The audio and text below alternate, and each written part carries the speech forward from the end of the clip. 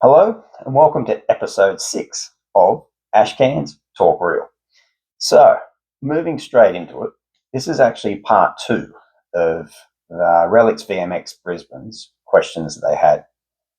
And this particular question was the second part, and it was, what do you feel needs to be done to improve Australian Supercross and motocross? And wow, let's be honest, we could have hours and hours of conversations and debates about this particular subject. So I'm not going to be too needly, let's say. I'm just going to be real, like I say. And if I'm looking at the very, very first thing, I have to say what pretty much the world's kind of saying, unfortunately, and that is, number one, get rid of paddle tyres. End of.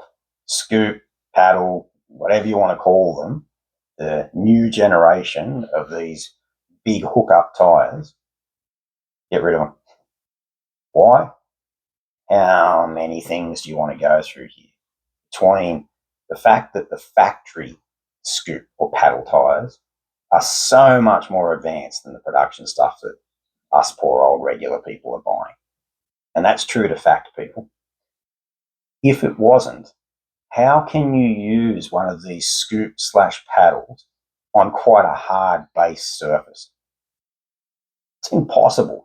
A tall, skinny knob on rock hard surfaces?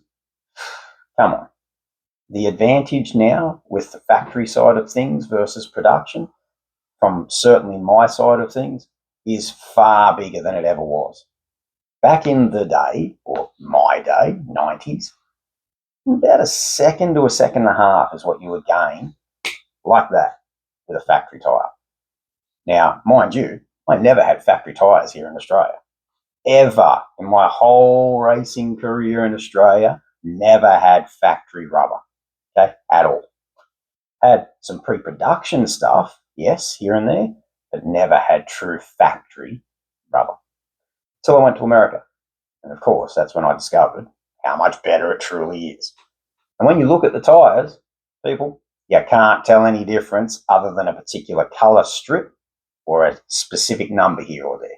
Anyway, I'm digressing. So paddle tyres, for me, number one, get rid of them. From number one, like I say, the advantage the factory side of things is. But secondly, look at what it's doing to the tracks. To me, racing is not as great as it could be because of these scoop tyres. They just chew the tracks up to oblivion, whether it be supercross or motocross. So one of my rants, number one, get rid of scoop tyres. Why? And then also to add to that, what is it? It's roost. So goggles, more problems with goggles. Chest protectors, more problems with chest protectors, as in pain, hurt, injuries, etc. Blah, blah, bikes being, pipes being dented, radiators being broken, blah, blah, blah.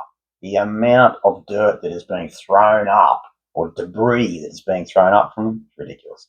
So that's certainly a point. Number two, I genuinely feel that there is far, far, far too much dilution in Australian racing. And when I say dilution, as in we're talking professional racing here, okay, specifically. Under 19s. Controversial topic. They shouldn't be there. It should just be MX2. That's what it is. But because of the dilution there is now, we have women's racing, under 19s racing, plus your MX2, plus your MX1. There's 4 genuine professional classes as such.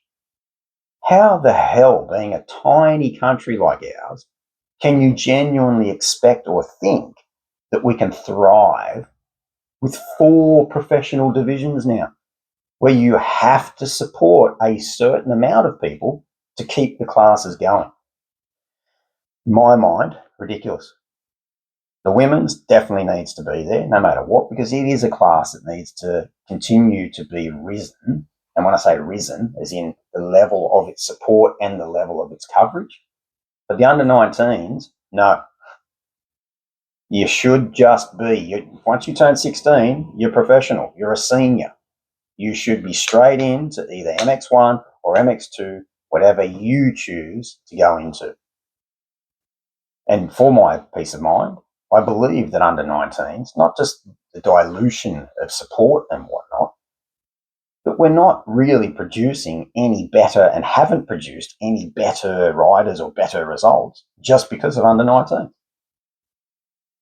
If anything, to me, it makes people in that particular class think they're superheroes or think that they're full on, we're factory guys, which they are in terms of support, but I mean as in the total scene, before they've actually got to that point, meaning MX2 or MX1.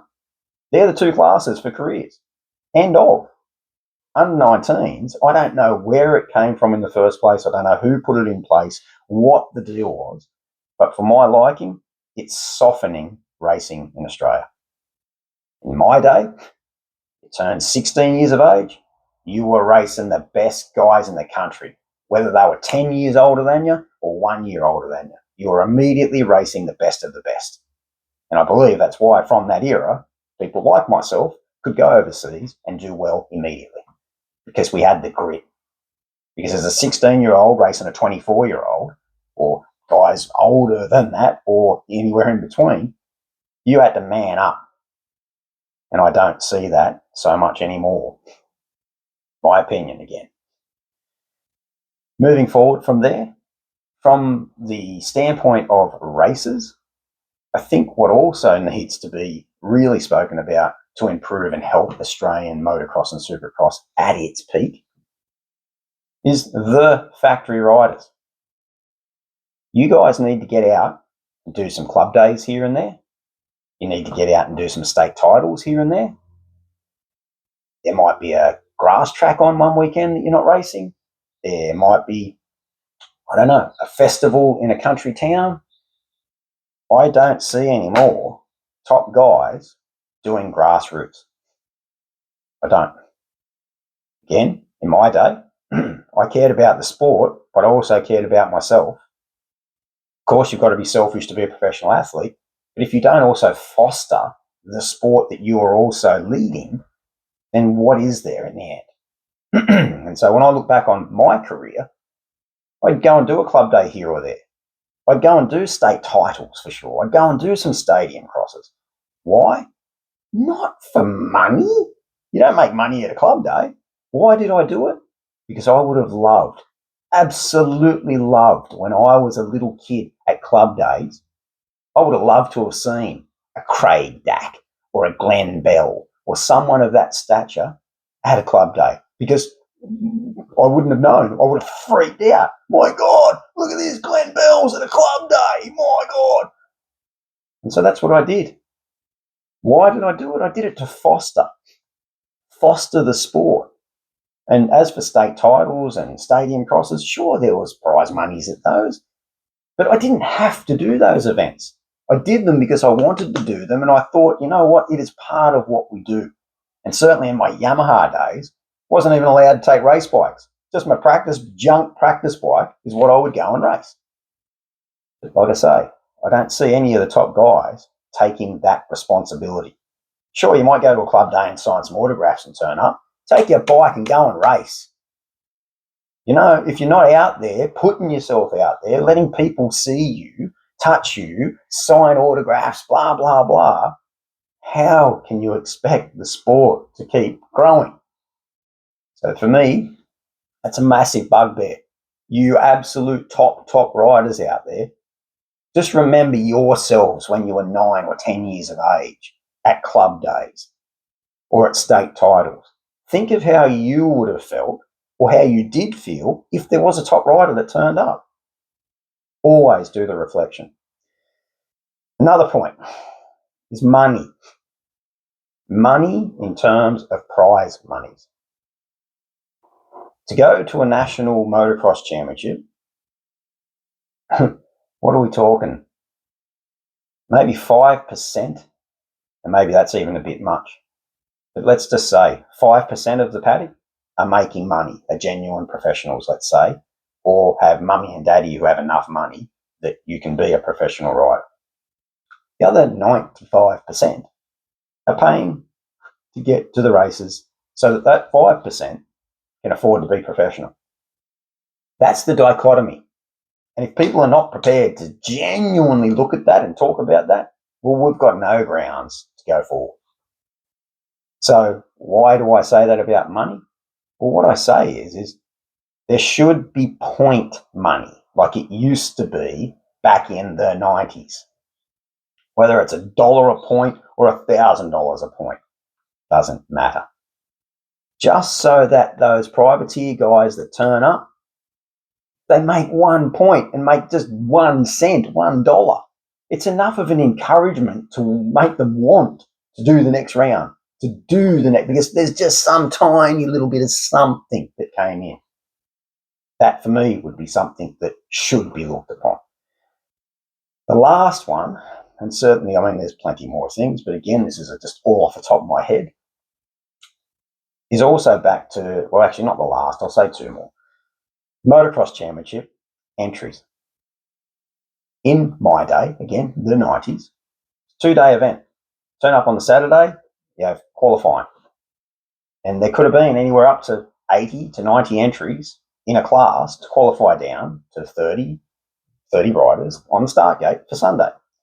And then on Sunday, if you didn't qualify on the Saturday, you would then have the non-qualifiers races in between our races on the Sunday, as well as a C grade support class, as well as junior support classes.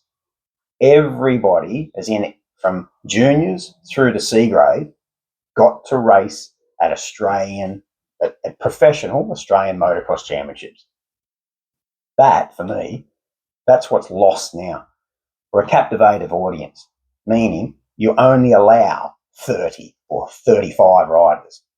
And when I say allow, you have to be allowed, accepted into the championship. You can't just put in an entry and then, yep, I'm accepted and I'm in. Not cool. Not cool. You want turnover, you want more people coming, open it to everybody. Make it a true Australian championship. Meaning local guy turns up, is really good on that track, he should be able to enter and be allowed to be in. So that's that point. The other point that I was going to make, or the last point that I was going to make, was from the Supercross side of things. And Supercross side of things, if I'm being honest, it's so much more technical with the things that I was going to put forward. And the truth is, I just really want to say this about Supercross in Australia. There needs to be more, excuse me, there needs to be more stadium crosses. There needs, back to as it was in my day, there needs to be more independent Supercrosses run here and there. Why? It's 5 Supercrosses a year. How can you call that absolutely developing the sport or pushing the sport to another level? It's not 10 rounds of motocross, 5 rounds of Supercross. In my day, it was 4 to 5 rounds of motocross and about 30 Supercrosses a year. Why do I say this?